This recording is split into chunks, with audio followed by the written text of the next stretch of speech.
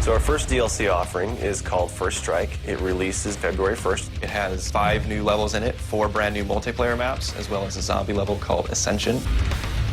Kowloon is inspired by the single-player campaign level that was also set in Kowloon City, China, but the actual design and the layout and the geometry in the map is built from the ground up for MP. Kowloon is the only map that has zip lines, which will allow players to quickly get from point A to point B. The trade-off to that is that you're completely exposed while you're on the zip line. You can't use your weapon. It's going to get you to your location much faster, but there's also the risk that you're going to get shot.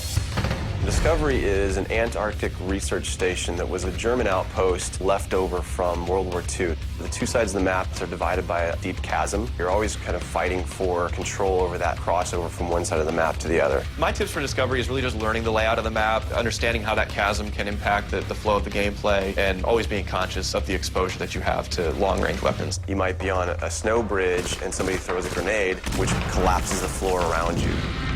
Our large map is Berlin Wall. This focuses on the checkpoint Charlie area of Berlin. It puts you fighting on the 2 different sides of the wall. So you've got East Berlin versus West Berlin kind of thing going. Berlin Wall has certain attributes about it that if you use it right, you're going to have the competitive edge over your opponents. It has a lot of very long view distances. It's a really great map for snipers. There's some good high points, some good elevation there. And one of the unique aspects about Berlin Wall is that there's the no man's land in the middle. You can take the risk of going through no man's land to get a faster route, but there's a good chance you're going to get mowed down by the auto turrets.